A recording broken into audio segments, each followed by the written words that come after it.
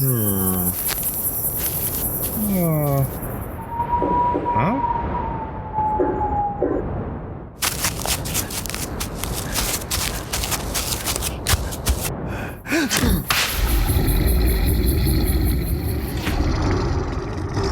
You're listening to Cryptid Clues, featuring your hosts, Taylor Field and Ruben Olson.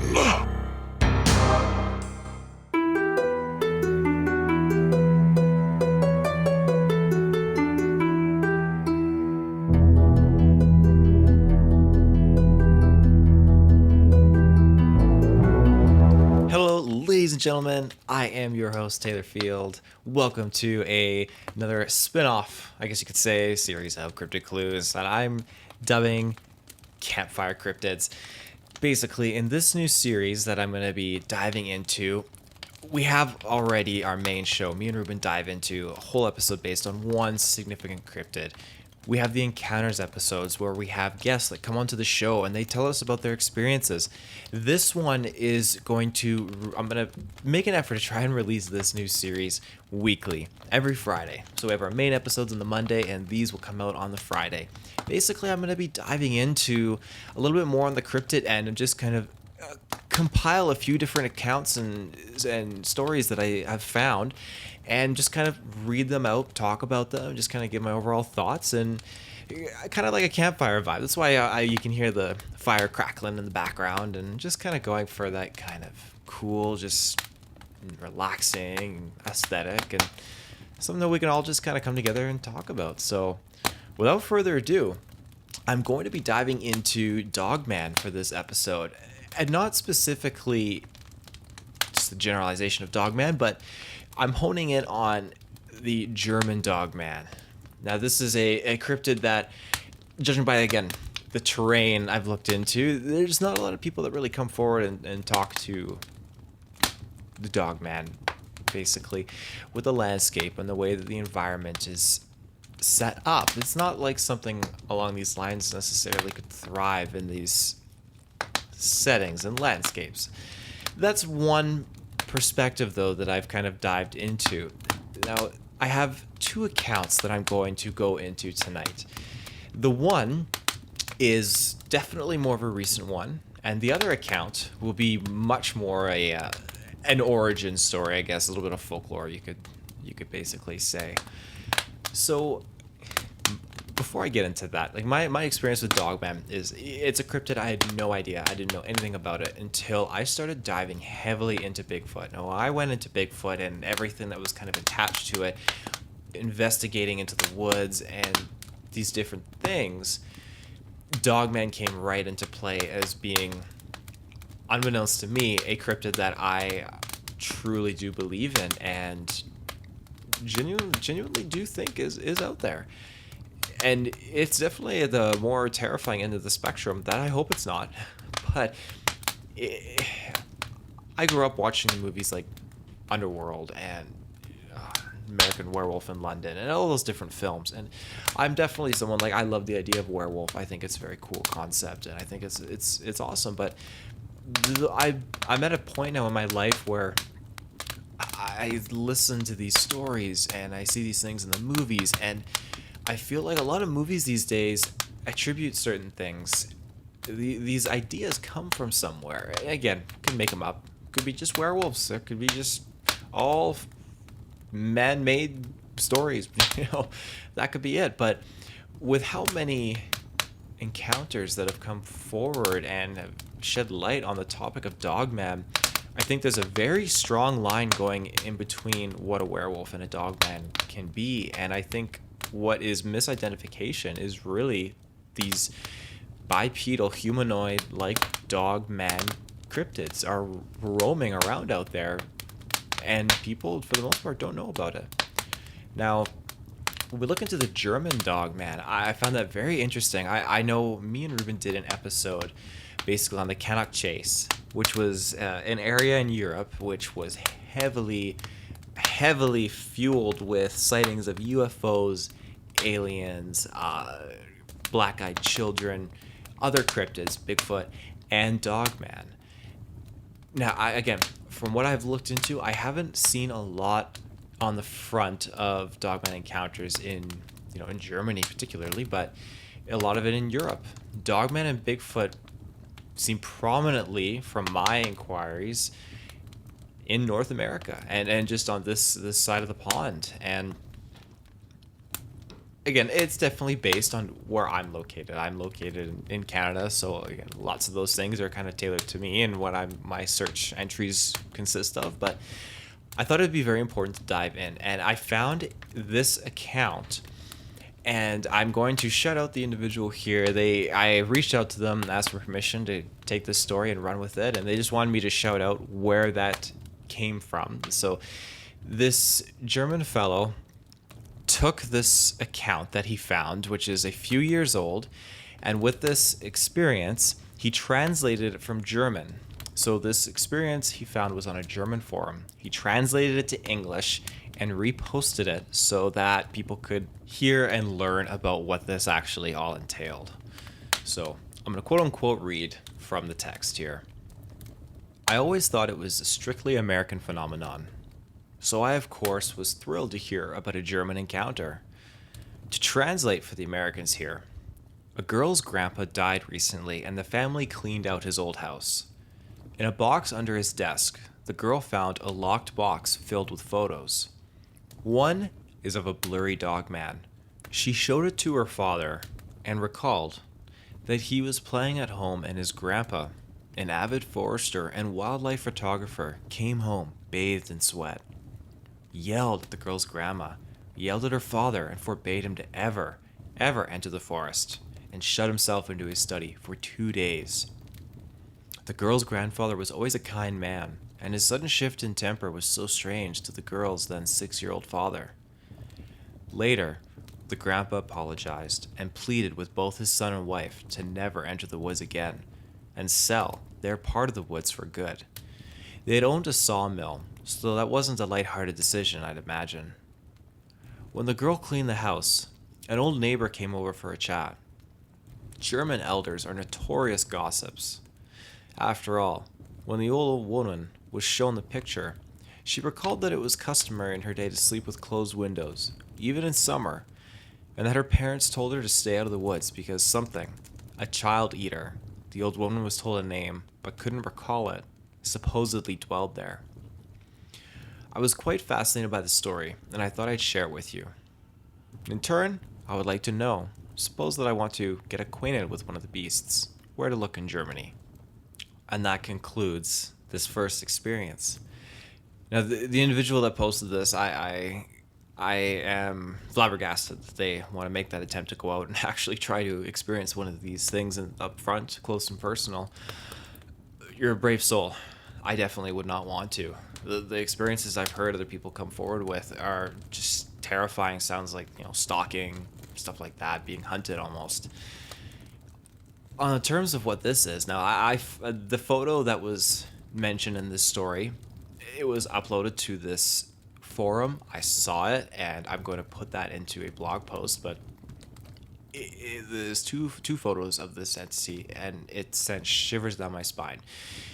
Now, by all means, you have to think, okay, this is going back 2 generations, so the photo definitely not that prominent. I think it was more like the 60s, 1960s, I believe this around the time period this took place. So camera quality is not on point back then, but you can definitely make out what this thing is. You can see in the photo this entity standing on its hind legs. You can see its long claws protruding from its hands.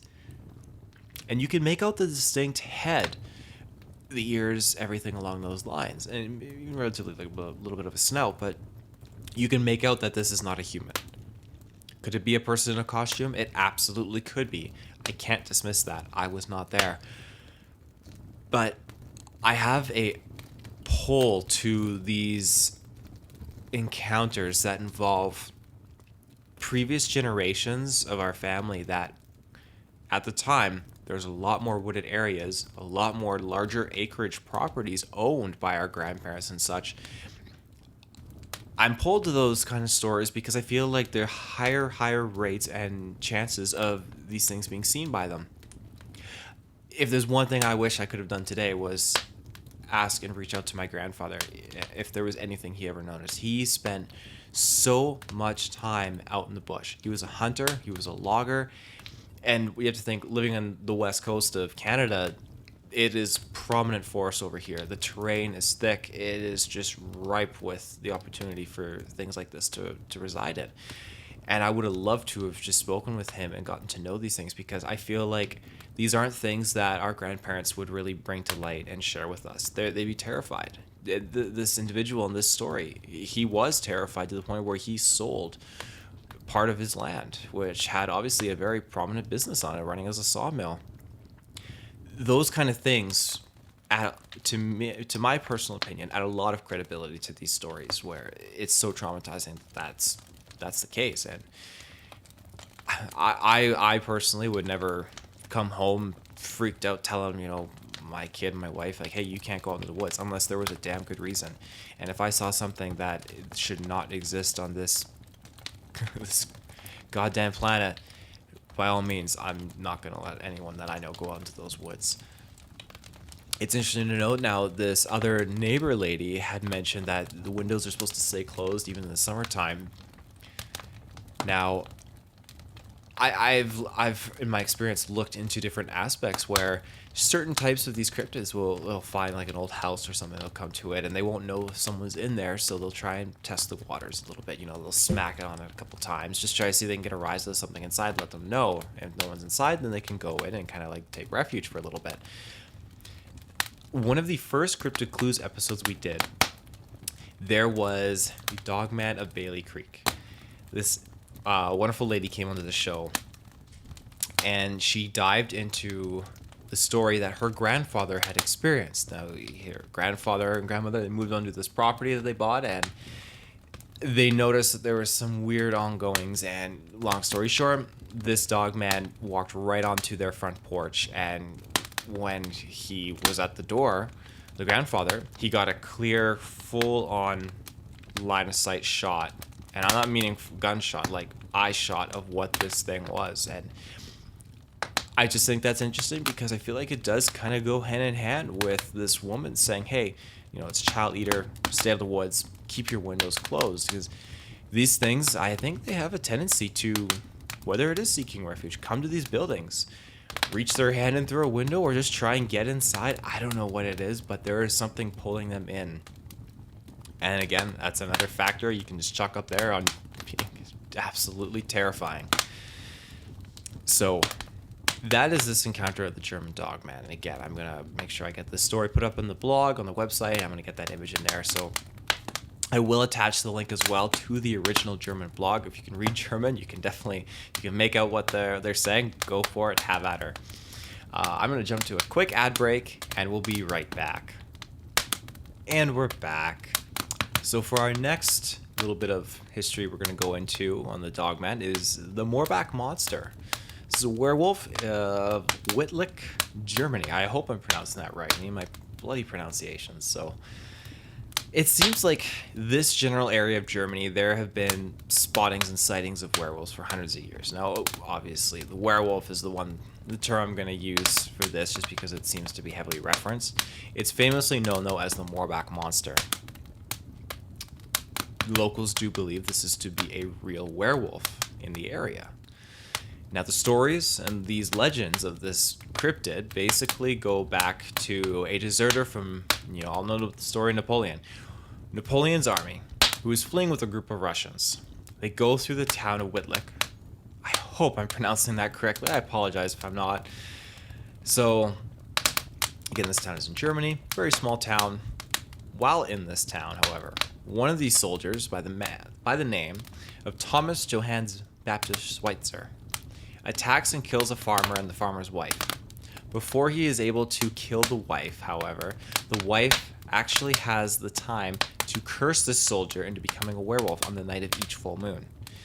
Now, the attributes of this werewolf is, sinister, vicious, attacks people whenever it sees to be at its convenience. Eventually, this causes these local villagers to find this werewolf, capture him, and destroy him. In order to keep it at bay after, destroying him, the villagers set up a shrine at this site with a lit candle that they burn on the night of each full moon. And now the legend goes back that as long as that candle burns, the werewolf cannot return. Now this is where this story gets a little bit interesting.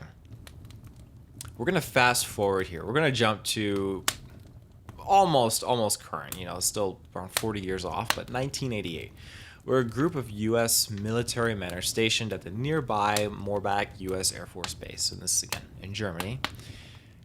They've heard of these legends. They're well aware of the whole candle being lit tradition on the shrine on the night of a full moon. However, these soldiers do happen one night to see the candle is lit. They joke about it, and now this is where I was trying to find solid information. And I'm not going to put all my eggs in one basket. Whether it had burned out or they had burned it out, I am not going to comment on that because I don't know. But I will go along with the fact that, okay, they were joking about it, and it's just kind of like poking fun.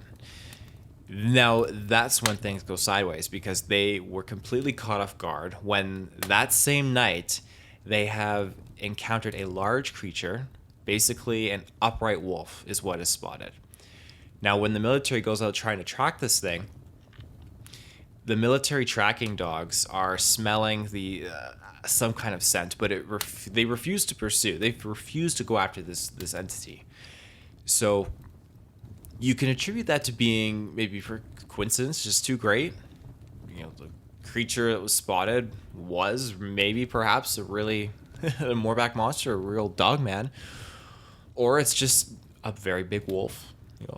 There are very large wolves out there, pack leaders, and by all means, it could be something like that. Again, this is in 1988. Who knows what it could be really attributed to? And if you believe in government conspiracy, it could easily just be dismissed. This is I don't want to necessarily call it a folklore tale, but this is an old tale that I was definitely not well aware of. And Germany does have a variety of other different werewolf encounters and history folklore tales that they have online. It's definitely worth diving into. I just personally found the Moorbach monster to be very, very interesting. Again, it's starting off with being 1800s Napoleonic Wars and this soldier doing atrocious things and just being cursed. I think that was fascinating. But I think there's, in a previous episode, I think I was talking about it with the gnomes. When you deal with cryptids and certain capabilities and abilities that they have, I think there's a fine line that you have to draw between what is looked at as magic back in the day and what is looked at is really being attributed to science. I feel like a curse attributing to a man turning into a werewolf, how would I rationalize that? A man kills two individuals because a very evil man gets caught in the bush and killed by one of these things. A dogman stumbles upon him, kills him because he's not all there, he's not coherent, he just murdered two people. A dogman encounters him out in the bush, kills him. Now all of a sudden people are going to be seeing this dogman walking around, they're going to attribute it to him. Maybe it wasn't even this one soldier. I mean, I wasn't there, but I could attribute it to being so many different factors. One being, what if it was a dogman that killed these two individuals? And people just ran with the story. What if there was no dogman attached to it, period? And it was just a story just to frighten little children? 100% it could be one of those things. But with the evidence and the experiences that we have that we can kind of resort to, I think it's just best to just leave it up to the reader and what you guys think about Dogman, especially Dogman particularly in Germany. I think it's a very fascinating question to ask because you're dealing with two separate continents. How is a dogman going to get from point A to point B? Are they building little boats? Do they got tunnels? Are there massive underground networks that go from continent to continent? It's quite possible. I'm no expert, but they obviously wouldn't bear that similarity to a Bigfoot, where you have the Yeren, you have the Yeti, you have the skunk ape, and you have North American Sasquatch. It's like they've been accustomed to their environments, whereas Dogman seems to be just a flat, straight, across the board, black and white cryptid. Body of a man, upright on 2 feet. The legs are definitely kind of like dog legs, and the head of a dog with giant claws. Again, I think that it's just interesting how that doesn't change really based on the environment. It seems to be the same thing that people are seeing across the world. It's not the first time that we have seen something along these lines. Like, we see Egyptian statues of drawings of humanoid individuals with dog heads. It's something that has been represented throughout hundreds of years of human history. Dogman-like entities. So at the end of the day, it just makes me wonder what kind of credibility is really out there. I've heard some experiences. They absolutely terrify me. The hairs go up on my neck and my arms like no bloody tomorrow. And if I were to go out into those woods, it used to be Bigfoot that scares me. People would all the time be asking me, like, oh, you go out hiking in the woods. Like, what are you afraid of out there? Bigfoot. I'm afraid of Bigfoot getting me. Bigfoot is a step down because I'm more afraid of a dogman getting me. I would not want to encounter one of those things. The stalking in the woods, the hunting, and all of those different things that you can explore when you dive into something like this. It's absolutely terrifying. I wasn't really going to mention it, but I feel like I kind of wanted. It's just on the topic of Dogman, but there was a man in Australia, an Australian man.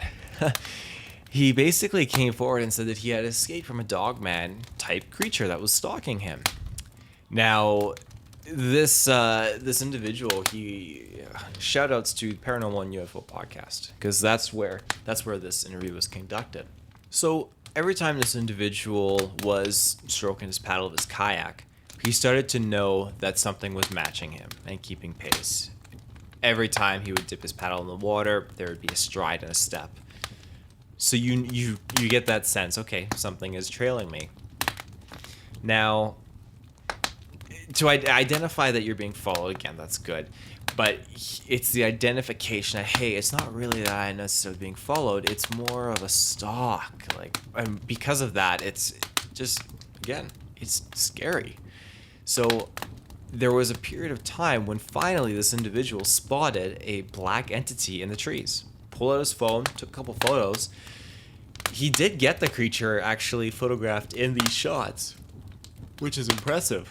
The phone is definitely not state of the art. It's just basic phone, but a lot of people told him that they believed it was a Dogman, and he couldn't and refused to go back to that area by himself to check it out. Petrified, terrified for well over a month. I don't blame him. So this thing was trying to stalk him. He said that things did get scarier when he returned to that general area to pick up fishing once more. He did say there was an instance where he heard a bit of a bang, and then something was full on running. And as it was running, it was smashing trees out of the way. But he didn't know if they were breaking or just if someone was hitting them. The bush was just too thick, so he couldn't see. He did say that he remembers this entity doing a sort of roar and took a deep breath.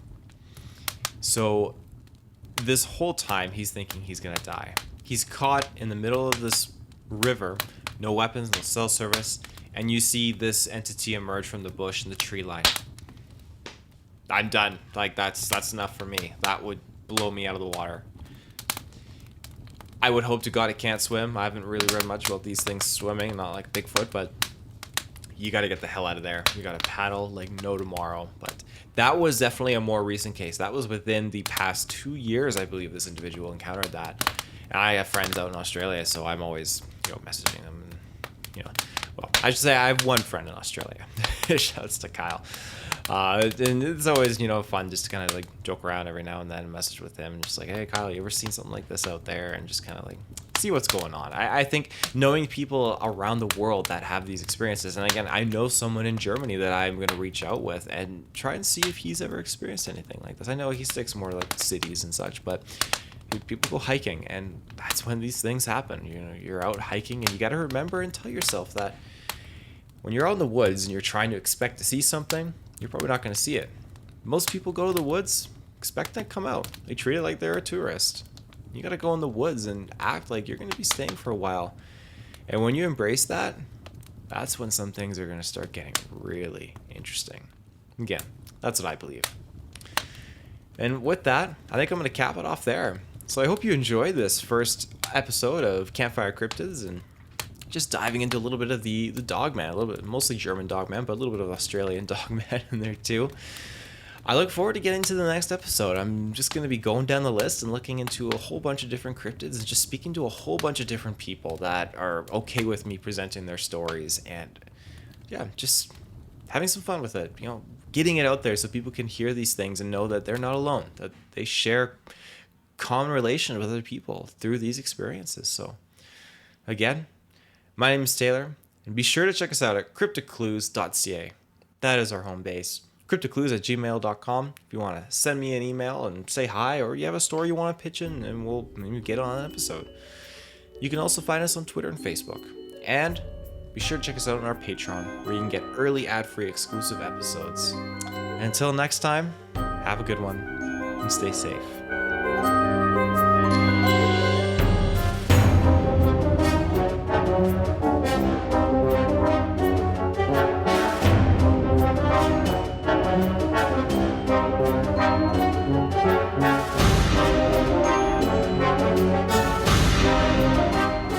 Thank you.